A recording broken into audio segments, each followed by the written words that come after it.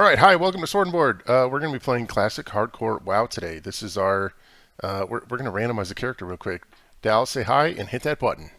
Hi, hitting button. I can't be a Alliance. Wargaming classic. Oh, Reroll it. God. Okay, submit. That we could do. Oh, female Night Elf Subtlety Rogue. Okay, ooh, this is going to be kind of hard. Okay, I'm going to get your screen out of here. Same. And we're going to go to my character select, and I'm going to create a new character. Night Elf, female, rogue, randomized name. Shalindrala, accept. Oh, I need to share my screen with you. Yeah, I can't see anything. How about that? Can you see that? Can you see all that nonsense? I sure can, buddy. Look at that. Cool. All right, we're entering game. This is going to be interesting. So, you might have saw I had some other characters. I haven't played that much hardcore, but I've played a little bit, just enough to know, not to fuck around in caves, that sort of thing. Cultivated a druidic society within the shadowed recesses of I've made a couple characters too, and I have not learned that lesson apparently, because the highest I've gotten is 6. Now, I don't want to make it sound like I'm an amazing game player, or anything like that, but I have gotten to level 18. That's my current Wow. big character. But I've had quite a few deaths. I've mostly just played warrior actually, but I've had quite a few deaths on warrior, so probably 4 or 5. Now, if you don't mind me jumping in here, Derek, I'm something we running were around. kind of I'm getting a quest. Yeah, let's do it. Could you go? So something we kind of were looking at doing with our having a little series here, where we rate videos, or by videos I mean movies in particular, mostly ones that are in the theaters. But I'm going to go ahead and say we might even do some that are not in theaters, just to have some good ratings out there. But we're going to have a little series where we play a game, random game, maybe we're connected to the video, maybe not. And with that, we will rate the videos based on a few different ratios, or what is the word I'm looking for here, Derek? Great outdoors. Well, I think you're talking about scoring categories. Yes, exactly. So ultimately, what we're going to do is we're going to go by 5 categories, and if you wouldn't mind post-production putting these on here. The first, yeah, boom, here, I put boom. it in. You're so good. The first one is going to be graphics and Young cinematography. Thistleborn. Oh, sorry, yeah, graphics and cinematography, not Young Thistleborn. So ultimately, this is exactly what you expect: how well the movie looks.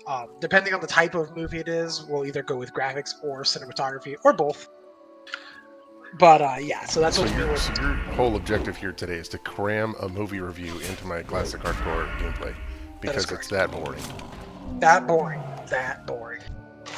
The second category is going to be a mix of characters and acting.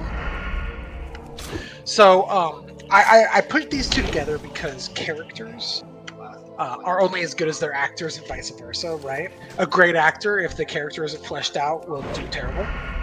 And a good character, if it doesn't have a good actor, will also flop. So slamming those two together, so that's the second category. Third one is going to be story. I don't think there's much I have to explain there. The fourth one will be pacing. Also don't have to explain much there. And the fifth one, I'm actually going to switch it. It's going to be 2 different categories, but we'll choose based on the type of movie it is. So it's either emotional impact or rewatchability. To give a reason why I did this, I don't think it's fair to say, for example, Schindler's List. The emotional impact famously is really rewatchable good. Schindler's List. That movie is amazing. No one would ever knock it on that kind of thing. So for that, we would go with emotional impact, right? But not rewatchability, because unless you just like ruining your own day. Yeah, Grave of the Firefly shit, Yeah, you're like, great, I'm gonna watch this movie and just fucking sob. Exactly. That's what I want to do today. Now, for the movies that don't have a huge emotional impact, because guess what? Not all movies are meant to be like that. We're going to go with rewatchability. How likely are you to rewatch this? Basically, how fun is the movie? I am honored. So those are the 5 categories. Once again, I'm just going to run through them. Graphics, cinematography, character acting, story, pacing, and emotional impact, and rewatchability. And for our first review... Wow, yeah, that's a lot. It is a lot. Oh, One more. and so you wanted to review, so each of those categories, you were talking about doing a 10-point scale for the whole movie, and each of those categories would be on a scale from 0 to 2. Is that That right? is correct. Yeah. So in the end, you'll have a score blank out of 10, and that'll give you your star review basically. If they get, for example, 5 out of 10, that would be a 2.5 star, right? Wow, now you're doing some quick maths on me. Okay. I work in a bank. I also use a calculator all the time, but we don't talk about that. Okay, so Derek, if you don't mind, what was the first film that we were looking at jumping into? Guardians 3. Guardians 3, the full name being Guardians of the Galaxy, Volume 3. The volume 3 inning. Goddess. You're talking about like sequel names or something? Oh, that's right. Some of my other friends were talking about what they would call it if they made a sequel to Passion of the Christ. Oh no! Yeah, so I was like, it's Passion of the Christ too, the passioning, you know? Oh lord, that is. We should make that. Like together, Watch we'll that do movie. it. We'll do a WoW machine. Oh, you're talking about making the movie? Okay, yeah, Yeah, that's we're fine. making it, dude. I don't know what it'll be about. Should I mean, do I even need to get stealth here? I don't think I do. I mean, I'm level 2. What am I get? I don't even have backstab. There's no reason to get stealth right now. Oh, and so we don't get demonetized. Do you mind just doing like a clown noise every time I curse? That'd be great. I'm not monetized. Fuck you. Do it. I'm not gonna do it. You're not the boss of me. All right, fair enough. Okay, first category. We're gonna go with graphics and cinematography. I'll go ahead and start. So, compared to some of our more recent MCU movies, we're looking at Ant-Man, She-Hulk, Thor, Love and Thunder, Doctor Strange, Black Panther, Wakanda Forever. Those are the ones we're looking at. I would say that The Guardians comes across as a standout film, at least when it comes to graphics, especially. There are a few blunders that I kind of picked up on or I call them blunders. Some people might not, but for example, I'm not a huge fan of Adam Warlock's pet Blurp. Aw, he was cute though. I liked him. He was cute, but he didn't look like He high looked like an quality. alien. I mean, oh, you He mean like looked high weird. quality? Okay. Yeah, I don't know. so- I don't think he looked bad. But that's what I'm saying, is that ultimately that's like the only thing I could really find on a graphics level that seemed really out of place compared to the rest of it. Because Guardians stayed, I would say it stayed true to a more realistic, gritty space adventure. It was a lot darker than it has been in the past. I thought that was really cool. And then there were some really beautiful shots. For example, Yeah, when they were for jumping. example, when they like jumped into the fucking flesh space station's anus that they got out of it, just Dude. gorgeous looking. Can you? It's funny that you mentioned that. That's exactly the part I was going to talk about. I just thought the shot when they're jumping out of the ship in all those different colored spacesuits was really pretty. I thought it was Yeah, just the different really... colored spacesuits are really funny. And that reminds me of this scene where they're talking about, well, I hit blue for blue, and it's like that's not a direct Oh, channel. dude. Blue's for red. Hilarious. God, Well, I thought it coding, was right? intuitive. Fucking okay. We'll get around to it later, but I thought the movie was pretty funny too. So But yeah, so I thought that was really good. The graphics were fantastic, and I think personally, out of 2, I would have given it a 2 on graphics cinematography. So I mean, I'm not gonna like disagree with you, but I will say this: some of the character designs. I mean, I'm kind of gonna lump in character and like costume design in here because it's part of the overall presentation, right? I would agree with that. Yep. Like especially when they were on Counter Earth, like a lot of the alien like animal people. I was like, you guys look like really a weird like hodgepodge mix of like either practical rubber suits or just all CGI, but also that it wasn't like super finished. I don't know. It looked a little wonky to me. I know they were like background characters, but when you present a menagerie of like aliens, the eye is going to wander and be like, oh, what the fuck? Like, what are all these different creatures? What the hell is that thing? You know, you're looking around. And I don't know, just it kind of took me out of it for a little bit. I was like, damn, these aliens are fucking ugly as hell, and not in like a alien way. You know what, Derek? That's a really good point. I didn't even think of putting character design into graphic cinematography for some reason. It didn't like cross my mind. And I actually think that you're quite right on that. That makes a lot of sense. I agree that it was either they were all CGI or they were a mix of rubber. Like the Bat People were mostly, I would say, rubber suits, right? Or like Well, I mean, prosthetics. obviously the Bat People are like they're part of it, right? They're a main part of the story. So they're gonna look good, and they did. They looked great. But some of the background characters kind of pulled me out of it. The other thing I wanted to mention is I know this is probably going to sound a little weird, but I know for a fact Karen Gillan, the actress who plays Nebula, I know for a fact she is like very tall, very skinny, like very thin as a person. So, and to me it was like a little off-putting to see Nebula in like her costume and everything, and like some of the angles that she was shot at. She looked almost like chunky, and I wasn't sure like what the point of that was. You know, like what it just didn't make a lot of sense to me. It made the character, because previously, especially in the Guardians 1, she very much had that lean, like femme fatale look. So I don't know if that was like part of the character arc that they didn't reference, or if there was some kind of explanation for her appearance like changing. But I was kind of like, I don't know, it was weird. Like Nebula just didn't look like as good as in previous ones, and I can't tell if it was costume or if it was intentional. You know, like I really don't know what to make of it. So that's interesting. Here's one thing I want to bring up because we are scoring 0 to 2, right?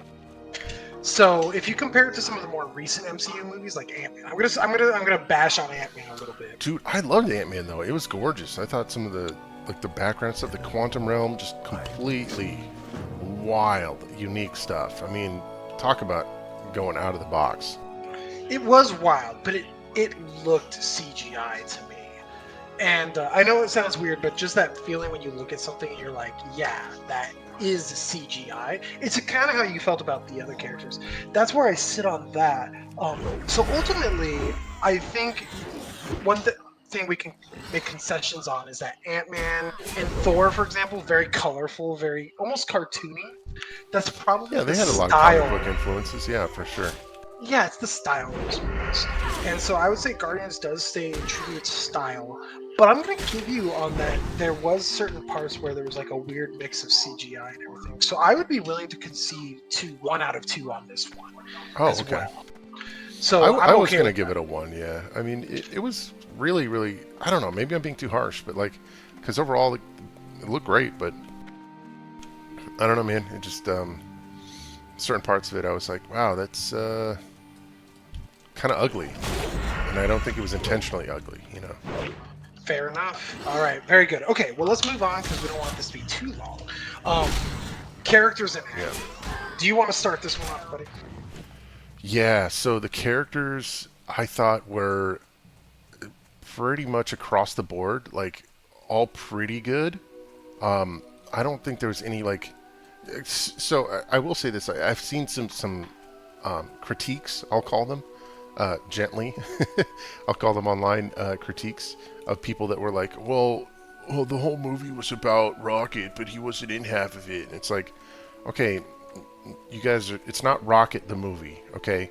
This is Guardians of the Galaxy the movie. You know, like these. It's about all of them, and I feel like the character development for all of them was pretty good. That being said, it was a little weak in places, and it like didn't. There wasn't like a big arc for all of the characters, which is fine. But like if you think about it, like the first Guardians is establishing the team. The second Guardians is pretty much all about Gamora and Star-Lord. It's basically just has 2 arcs in that film, and everyone else is kind of the same. There's like a little mini arc in there with Yondu, but that sort of relates back to Star-Lord. This one had like mini arcs for everybody, and I was like, okay, cool. I'm glad they did that. But also, you run into time constraints there. As far as like performances go, I feel like it was really like spot on. I don't know. What are your thoughts? So I thought that this was a fantastic send-off to the characters that we have grown to love and care about, right? I think they've really fleshed out some of the characters that kind of took sidelines in the previous films. Yeah, that's kind of what I was getting at. Yeah, yeah. And in particular, there's a few I would love to talk about. Nebula, I thought was a really has grown significantly, right? Yeah, So she had a big arc with Drax as well, so I was kind of happy to see that. exactly, and it was beautiful. It was cool watching her grow. Obviously, Rocket Raccoon, Bradley Cooper, wow, just wow, really well done. Um, he for being not on screen himself at all, right? He's just a voice actor. I think Bradley Cooper knocked it out of the park. Just really well done. Really put emotion into his voice acting performance. Um, but one that was really in particularly interesting to me was Mantis. And it's funny because I've also watched some critiques on the movie, and a lot of people have mixed feelings about Mantis. But I thought she had a really cool arc, in that she learns to stick up for herself, Oh right? my god, dude! Yeah, she has like probably the biggest arc, like the biggest change from beginning to end of the movie, out of any of the characters.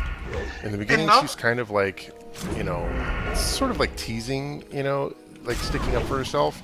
But throughout the movie, like for example, she has Drax like give a big speech that she wants to say to Star Lord, and then by the end of it, she's like, "Nah, fuck it, I'm going off on my own. I got my three, giant whatever creatures, and I'm just gonna go do what I want." And it's like, holy shit, like you are a totally different character from start to finish, and that is well, and cool. not only that, something that was really interesting, and I think it's something that's not really seen too much in Hollywood, is the idea of leaving on good terms, but not necessarily like super hardcore friends.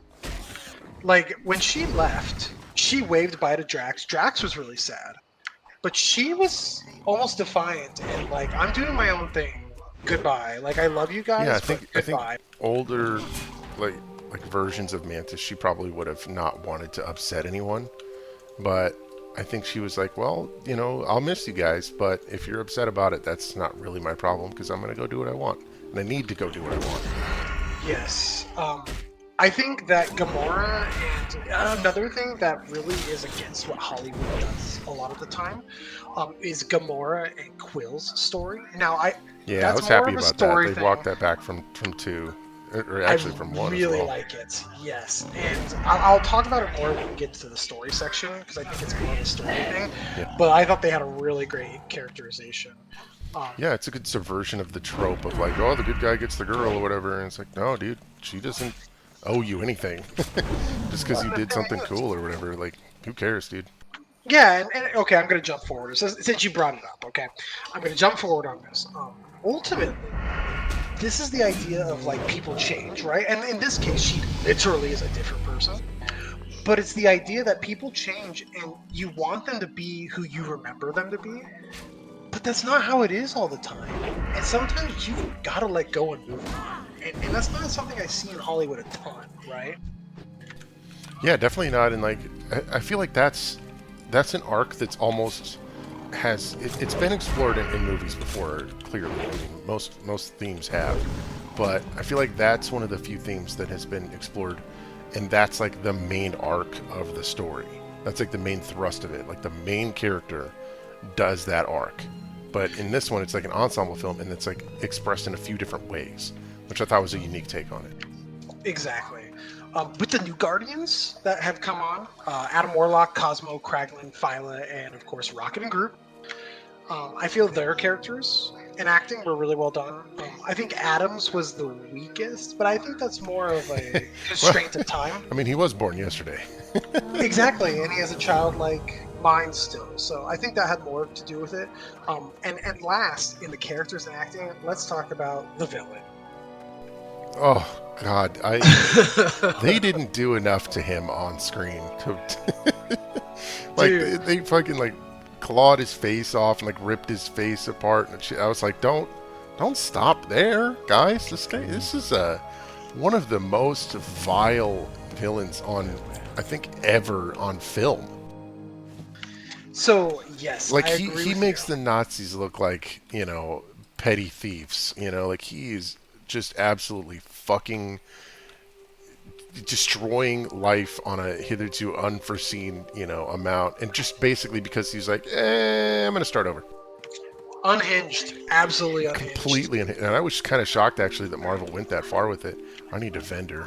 My inventory's full. Yes, you are, sir.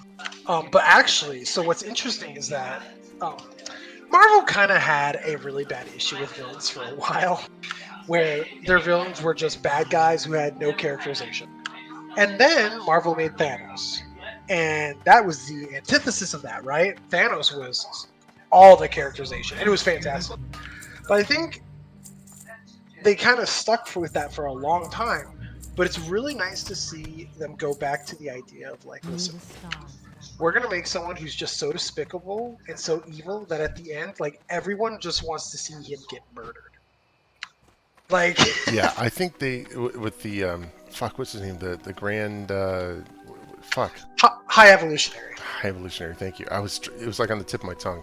I feel like they went Assist you. like on the spectrum of bad guys. Like they put him even past Thanos, but they didn't give him more power. Like he's more evil than Thanos, but he's not more powerful than Thanos. So it's like, okay, that's an interesting twist on it. But also just in the, because you brought up other Marvel villains, and I think the pre and post Thanos era of villains, I thought just to bring it up, I thought Gore the God Killer was fucking really good, and probably the best part of Thor 4. So I think like just observing that, like, hey, they're putting more effort into their villains. It's like, yes, thumbs It's up. very- I love it. It's very needed. Like, and they've done a really good job since Thanos. But like I said, it's nice to back things up a little bit because Gore had a really important backstory where you sympathize with him, right? And that's more what I was getting at is that they've gone to this like having sympathetic villains. That's the word I'm looking for. And it's nice to have one that's not sympathetic. There is. Let me ask you a question. Think hard about this. Does the High Evolutionary have any redeeming qualities? I think he dresses well. He does Yeah, dress well. I Actually, mean, I'll give him I that. like his outfit. I think he looks. It's a clean fit. You know, like the purple is very commanding, very royal. I think Esther says no. By the way, Esther says no. I He has think no he's very redeeming intelligent, qualities. but in a flawed way. Obviously, I mean, he knows a lot of things. You know, he's very capable. Absolutely. Okay. I'm And impressed. Good job. You did it. if I had to go one more, I would say he's also very driven. He doesn't really, and you know, this is core to his villainy, but he doesn't really take no for an answer. You know, he's gonna do what he thinks is right. All right. I'm not going to make the joke I was going to make. We're not demonetizing. Okay. I agree. There are always ways you can find, but he is such a despicable villain. I think they did a great job. Unquestionably, yes. Yes. And there's a concept that I have learned in like doing storytelling and in like game master for tabletop games. There's a duality called save the kitten / kick the puppy, and basically what that means is that when you're establishing either a protagonist or an antagonist, a hero or a villain, you need to have them basically come out really upfront. You know, you need to be. It's good, I would say, in a lot of ways, to be upfront and to have the character do a thing that is very unambiguously heroic or villainous. So you either have them on page 1 show up and save a kitten from a tree or kick a puppy down a flight of stairs. You need to make it very clear who you're dealing with. And that makes it very compelling and very, you know, unambiguous for viewers and for readers and for, you know, people that play games. If you're going to write any kind of villain, you need to make them fucking kick a puppy. And the High Evolutionary managed to kick like 500 puppies at the same time. So they did a good job of race making of him puppies. completely A whole world horrific. of puppies. Literally. So as far as taking the, you know, kick the puppy idea, they took it way too far. Okay, so all in all, while there are little minor flaws, I don't think it detracts from anything. And I gave characters and acting 2 out of 2. I will concur there. I think the characters in this movie were very compelling. They were very well performed. Almost all of them had interesting arcs, or at least had reasons to not have interesting arcs.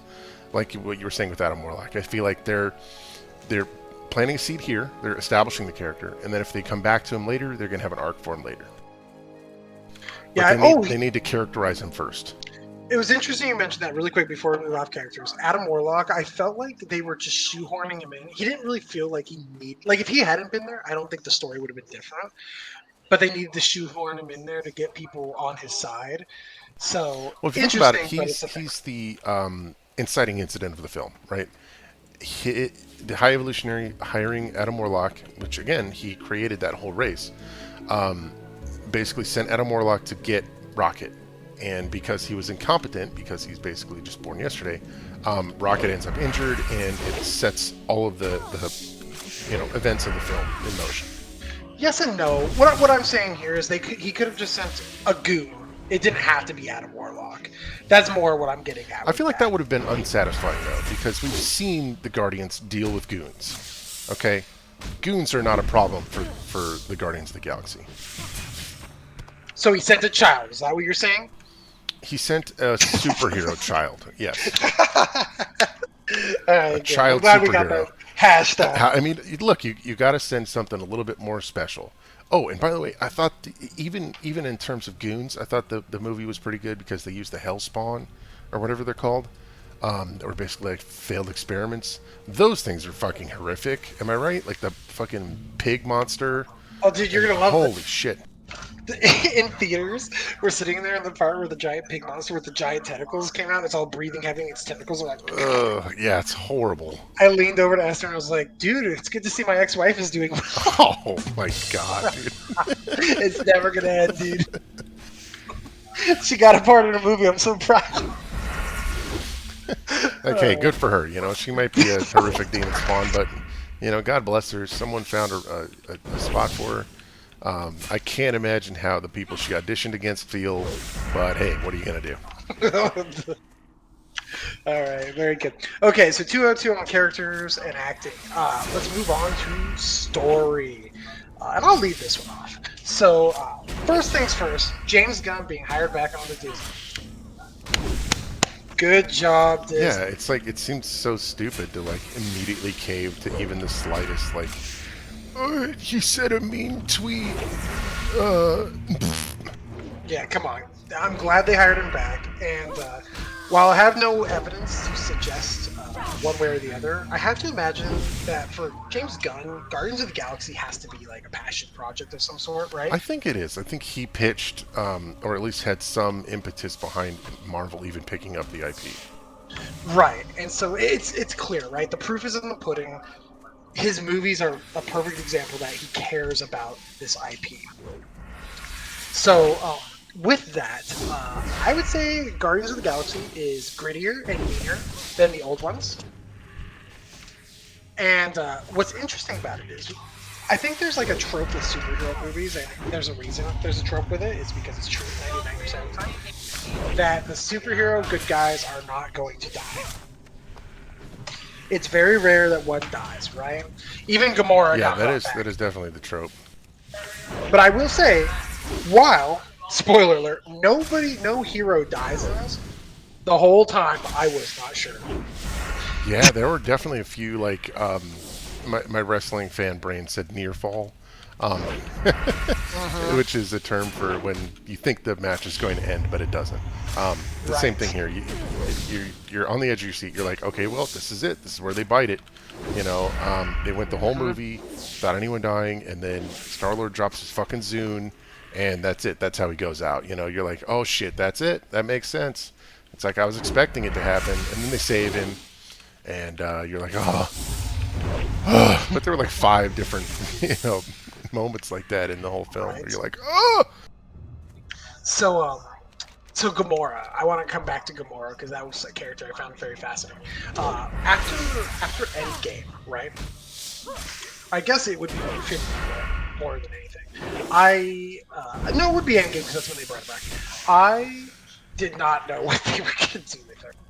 I was like, what a weird move to have her stay here. I understood the timeline thing happening, but to have her stuck here too. It was pretty weird, yeah. I felt like it was in an awkward place before this movie, but now it's like, all right, they did the legwork. We're good now. Well, James Gunn, apparently I heard something about James Gunn being like, saying he's like, I have no idea what I'm going to do with Gamora. But dude, what a great job. Like, he really they did a good job with it.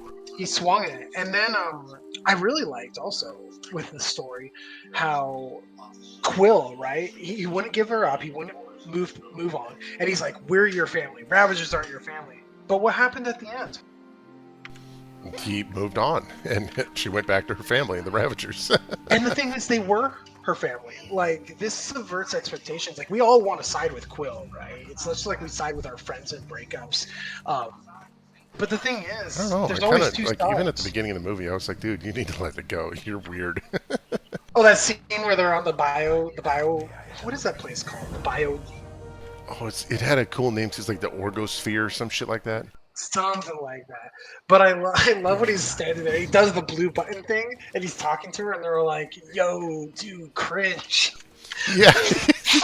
Did they literally say cringe? That's awesome. No, but they should have. They should have. That would. I would have loved to have seen her Drax just like cringe, you know.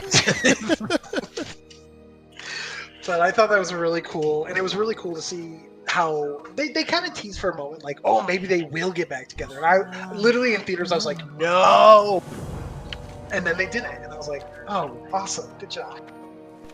They did it. They did it. And we can't talk about the Guardian story without digging into the main course of this movie, right? Rocket Raccoon.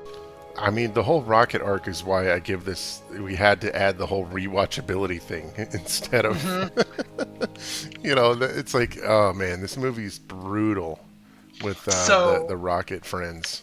Right, and so honestly, I'm not even kidding when I say this. I went into this movie like exceptionally blind. I didn't watch a single trailer. Yeah, same. I had no idea what I was getting into with this movie, and not gonna lie, I was not prepared to receive an emotional Stone Cold Stunner off the top rope. Oh my god, dude! There were people like openly weeping in the theater, like when I watched it. There were like, no joke, probably 4 teenage girls sitting right behind me when we were watching it, and that like pretty much the whole like middle third of the movie was just fucking, you know, just like fucking crying noises from behind me. I was like, oh god, this is hard to watch. They're very young. You know? It was brutal. And that moment where he starts, like, when Lila, I believe his friend's name was Lila. Yes, Lila and Floor and Teefs. Oh. When Lila gets shot and he starts wailing. So, like, her dying, it didn't mean, this is gonna sound kind of bad, it didn't mean that much to me because we didn't know her long. But him wailing, bro. Like, I could feel it's heartbreaking. Pain. Yeah. It was hard. There you go. That's emotional impact. 2 out of 2.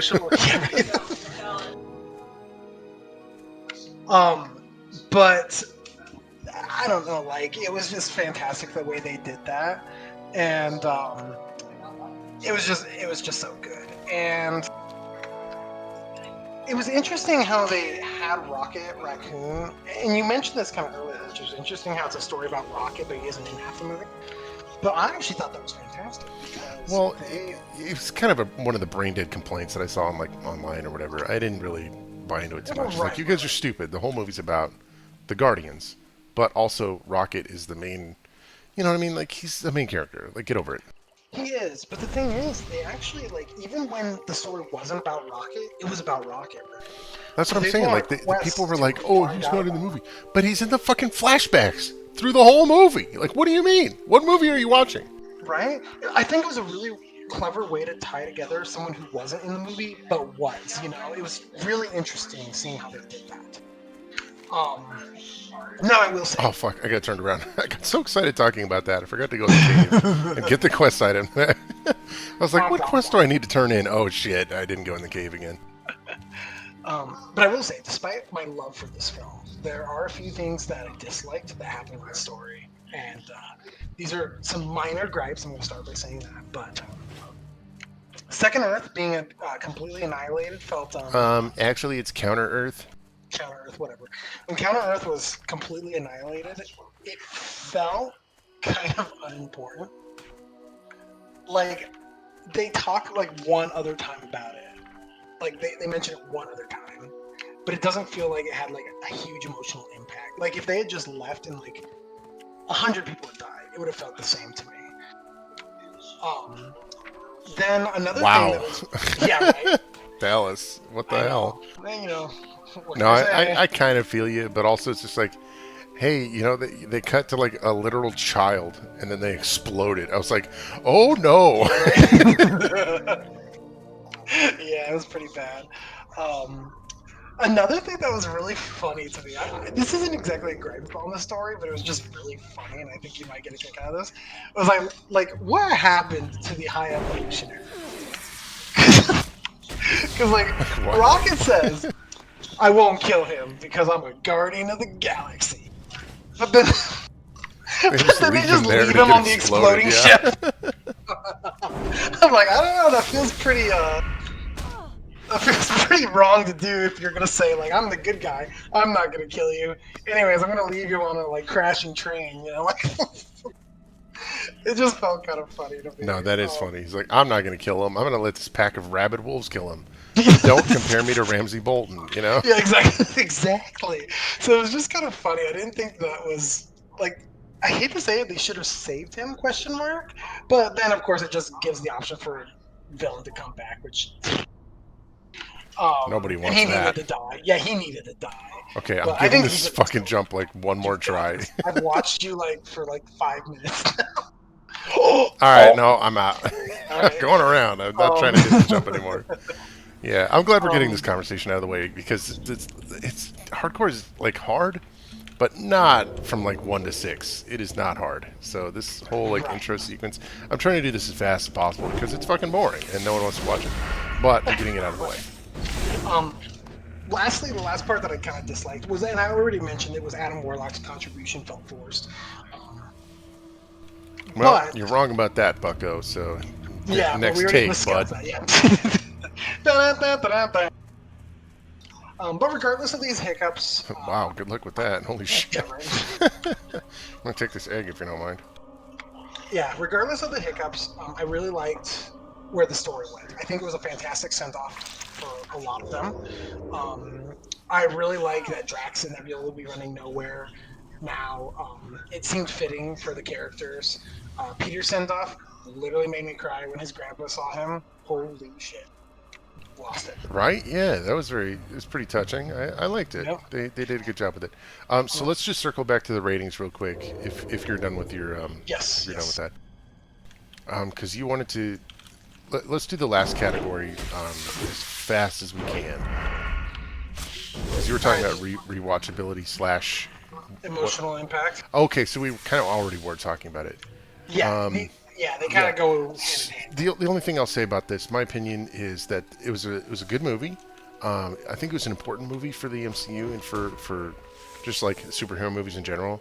But I think it's a little bit too heavy. I feel like it's going to be hard to sell DVDs and be like, yeah, we're going to, have a fun romp with the Guardians and watch all of Rocket's friends die again. I don't want to do that. I don't know, man. I feel like So it's a hard sell. I'm gonna fight you on this one because while yes, this one actually I think we have to do both emotional and rewatchability because it is both. I think that I don't want to knock it on rewatchability because it was such an emotional journey. I mean, I'm just going with my gut feeling. I don't know if I would watch it again, at least not for a while. Okay, so what would you note emotional impact on? I mean, for the whole category, it's a 2.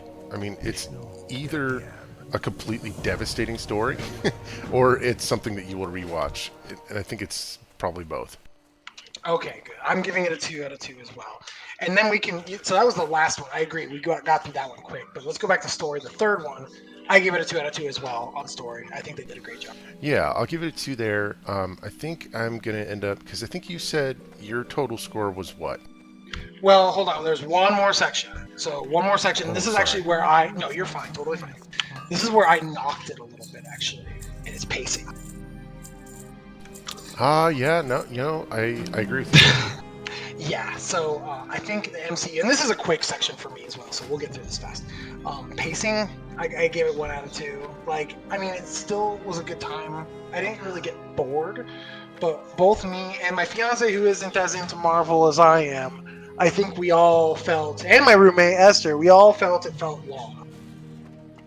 Like they could have shortened it at some point. Yeah, I agree. I mean, there's always a little bit of a trap with an ensemble film where you have too many plates spinning, and you run the risk of like, okay, do I let all these plates crash, or do I very carefully land all of these plates and, you know, take my time establishing the story elements so that everything ends in a satisfying way. So I feel like the payoff to having poor pacing at times is having more satisfying character arcs. So I will agree. I agree it's a 1 out of 2, but I think they had their reasons.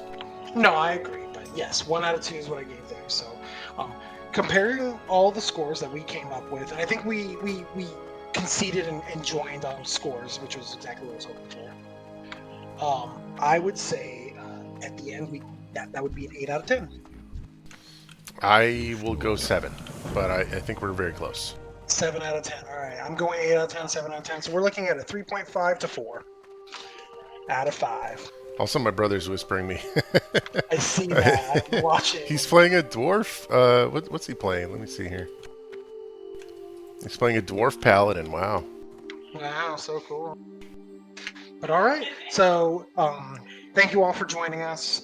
Again, we're looking at Guardians of the Galaxy 3 is a 3.5 out of 5 to a 4 out of 5, depending on whose view you agree with more.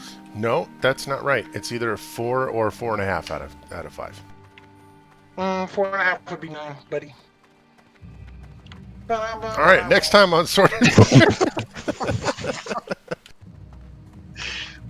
Just what is that? When you try your best and you don't succeed. It's like, quick, end the episode, end the episode. Okay. I can't be wrong if I cut it out. I'm the high evolutionary of this editing, or whatever. Cringe. This episode will be perfect. All right. Well, thank you all for joining us, and we'll see you on the next review. Oh, God, a fucking update agent. All right, bye, everybody. Oh, shit, what the fuck's happening?